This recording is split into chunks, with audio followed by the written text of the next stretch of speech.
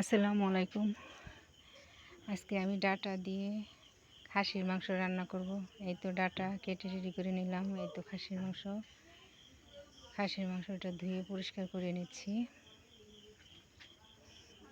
খাসির মাংস দিয়ে ডাটা রান্না করলে ভালোই লাগে আমার কাছে খেতে। খাসির মাংস দিয়ে ডাটা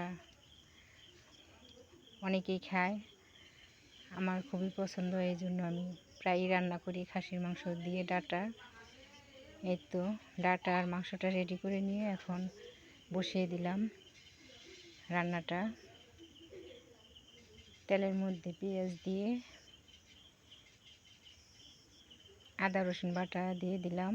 আদা রসুন বাটাটা ভালো করে কষিয়ে নিচ্ছি লাল করে। এরপর যথারীতি মাংস রান্নার সব কিছু মশলাপাতি দিয়ে মাংসটা কষিয়ে নিচ্ছি। মাংসটা কষানো হয়ে গেলে তারপর ডাটাটা দিয়ে দিব।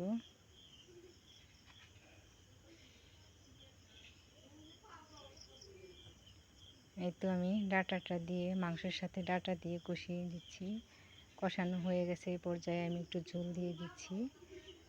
অল্প পরিমাণ ঝোল দিব, যেহেতু মাংসের সাথে আমি ডাটা দিয়েছি সেজন্য বেশি একটা ঝোল রাখা যাবে না, হালকা ঝোল দিব।